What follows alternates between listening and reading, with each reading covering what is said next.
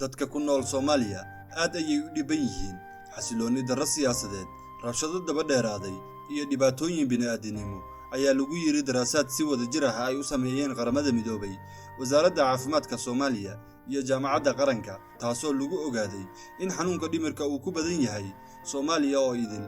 waxay sheegtay in kiisasku ay 77% ka badan yihiin daraasaad ay horey u sameysay hay'adda caafimaadka adduunka ee WHO, taasoo lagu sheegay in ku dhawaad 40% dadka Soomaaliya ku nool ay qabaan xanuunka xagga dhimirka ah ama maskaxda ah, taasoo ay keentay colaadaha daba dheeraaday, dilalka qorshaysan, qaraxyada halaaga ah iyo daryeel la'aanta isbiirsaday. daraasaaddu waxay intaa ku dartay in xanuunka dhimirka uu si aad ah ugu badan yahay xagga dhalinyarada. waxaa jira baahsanaan aad u sarreysa oo noocyo kala duwan oo cudurka dhimirka ah.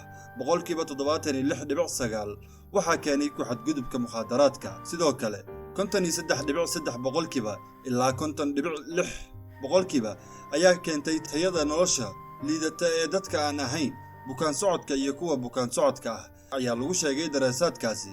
xogta waxaa laga soo aruuriyey 713 qof oo ka mid ahaa dad mutadawacnimo ah loogu sameeyey baaritaan. daraasadan waxaa lagu sameeyey magaalooyinka Baydhabo, Kismaayo iyo Doolow. inta badan ka qaybgalayaasha 68.1 waxay ka da'yaraayeen 35 sano, halka 58.5 ay ahaayeen rag. dhammaan saddexdan magaalo waxay martigeliyaan dadka gudaha ku barakacay oo ay saameeyeen iska horimaadada iyo abaaraha, kuwaasoo ku qasbay bulshooyinka xoolo dhaqatada inay u guuraan magaalooyinka ayagoo raadinaya cunto iyo biyo iyo nabad. isku dhacyada iyo iska horimaadada waxay keenaan xanuuno dhimirka ah, sababtoo ah waxaan la kulannaa caqabado badan oo dalkeena ka jira, ayuu yiri mid ka mid ahaa dhalinyaradii Kismaayo daraasaadka lagu wareystay, kaasoo uu u sheegay cilmi baarayaashii. tusaale ahaan, marka ay qaraxyadu dhacaan oo ay goobjoogayaashu markhaati u noqdaan dhaawacyada iyo dhimashada ka dhalatay qaraxaasi, waxaa laga yaabaa in qofkaasi inuu ka qaado naxdin iyo walwal, taasoo saameyn karta xaaladda maskaxdooda oo xitaa keeni karta jirro maskaxeed. cadaadiska ay keento shaqo la'aanta ayaa sidoo kale keenta tashuush xagga caafimaadka maskaxda ah. daraasadan ayaa waxaa iska kaashaday WHO, sanduuqa nabadeynta qaramada midoobay, sanduuqa carruurta ee qaramada midoobay, hay'adda socdaalka adduunka, wasaaradda caafimaadka federaalka Soomaaliya iyo jaamacadda ummadda Soomaaliyeed. sida laga soo xigtay WHO oo hormuud ka ahayd, tani waa cilmi baaristii ugu horeysay ee ebed lagu sameeyo cudurrada dhimirka ee Soomaaliya. natiijooyinkii daraasaddu waxay si cad u muujinayaan in uu ku badan yahay xanuunka dhimirka dadka da'yarta ah marka loo eego sida aan horay ku qiyaasnay qiyaaso kala duwan, ayuu yiri Dr. Mamnuur Rahmani Malik oo ah wakiilka qaramada midoobay ee Soomaaliya. daraasadeennii hore ee WHO waxay ahayd 40% kaliya ee dadka Soomaaliya ku nool ay yeelan karaan cillad maskaxeed ama dhimirka maskaxda, laakiin waxa aan hadda aragnay waa 76%, taasoo ah heer aad u sarreeya, ayuu yiri Malik, wakiilka WHO ee Soomaaliya. wasiirka caafimaadka hore ee Soomaaliya Dr. Cali Xaaji Aadan ayaa isagana ku raacay wakiilka WHO in xaaladda caafimaadka dhimirka ee dalka Soomaaliya ay aad u liidato. waxaa muddo dheer socday iska horimaadyo hubaysan, faqri, cabsi, xasilooni darro, qaraxyo iyo shaqo la'aan. tani waxay keentay dhaawacyo maskaxeed. Dr. Cali Aadan ayaa yiri ma xamili karaan wax hortooda ka dhacaya, hooyo iyo carruurteeda ayaa hortooda lagu dilaa, taasina waxay dhaawacaysaa caafimaadka maskaxdooda. sidoo kale Malik waxa uu sheegay in natiijada warwarka leh ay tahay xanuunka dhimirka ee ugu badan ee dadkan uu yahay xanuunka argagaxa iyo xanuunka walwalka maskaxda. xanuunka argagaxa waa 39%, sidoo kale xanuunka walwalka maskaxda ayaa ah 37%. tani waxay ku badan tahay da'yarta, ayuu yiri wakiilka. waxa uu sheegay in haddii aan la daweynin ay taasi horseedi karto isdil.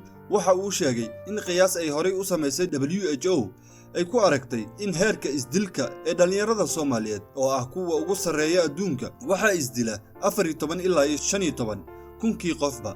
daraasadan cusub ayaa lagu sheegay in khatarta ah in dhalinyarada Soomaaliyeed ay isdilaan ay tahay 22 kunkii qofba. daraasaddu waxay sidoo kale ogaadeen in heerka sare ee isticmaalka mukhaadaraadka ay ku badan yihiin dhalinyarada Soomaaliyeed.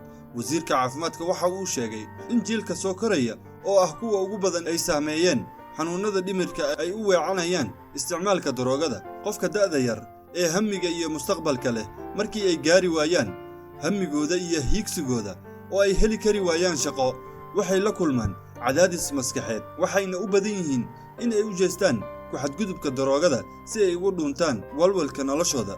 wakiilka qaramada midoobay asagana waxa uu aqbalay in xaaladda rajo la'aanta iyo helitaan la'aan ku filan ee xarumaha caafimaadka ee dhimirka ay ku riixayaan dadka dhimirka qaba in ay si xun u isticmaalaan maandooriyada mamnuuca ah. taasi waa waxa iigu walwal badan ayuu yidhi. maandooriyaha ugu badan ee laga isticmaalo Soomaaliya ayaa ah tubaakada 38%. waxaa ku xiga dawooyinka dejiyaha ah oo 37% ah kuwaasoo aan lagu maamulin dalka gudihiisa ayuu yidhi Maalig. waxa uu sheegay in Soomaaliya ay tahay dalka kaliya ee aan weli ansixin WHO ku saabsan ka hortagga tubaakada. waxa uu ku booriyey dowladda Soomaaliya inay ansixiso oo ay go'aansato inay xakamayso tubaakada iyo maandooriyaasha. xaqiiqadii waxaan halis ugu jirnaa in aan lumino jiil dhan sababtoo ah dhalinyaradan rajo iyo mustaqbal ma laha waxayna ka kooban yihiin 70% dadka Soomaaliya ayuu yiri Maalig. intii loo isticmaali lahaa hanti bini'aadanimo waxay halis ugu jiraan in aan lumino sababtoo ah waxaa jira culeysyo badan oo caafimaadka maskaxda ah iyo isticmaalka maandooriyaha. tani waxay ka dhigaysaa kuwa aan wax soo saar lahayn waxayna Soomaaliya ku tahay culeys dhaqaale oo weyn.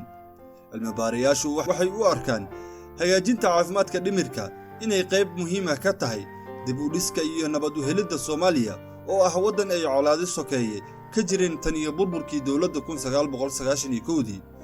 Dr. Maalig ayaa sheegay in dalalku ay colaaduhu saameeyeen uu culeyska caafimaadka dhimirka uu yahay mid aad u sareeyo.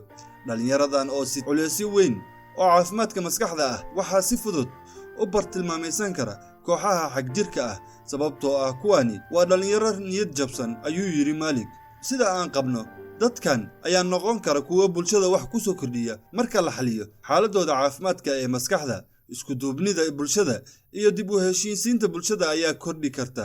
taasina waxay horseedi kartaa dhismo nabadeed si aan dhalinyarada dhimirka ka jiran u noqon bartilmaameedyada xagjirka. sidoo kale Dr. Maalig ayaa sheegay in 5 ilaa 10% xarumaha caafimaadka asaasiga ee Soomaaliya ee hadda bixin kara adeegyada caafimaadka dhimirka taasoo aad uga yar waxa loo baahan yahay.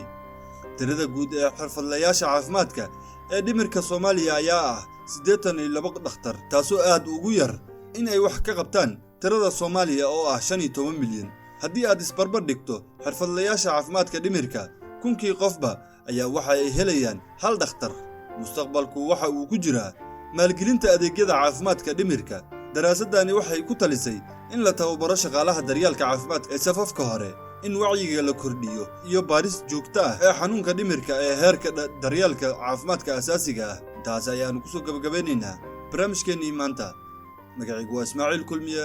waxaad naga dhageysanayseen wargeyska maalinlaha Jubba. idin xasuusiyo haddaad barnaamijkeenna ka hesheen fadlan nagu soo biir oo adigoo subscribe dhahaya. haddii aad fikir qabtana fadlan noogu reeb fikirkaaga dhanka commentiga. waad mahadsantahay. salaamu calaykum.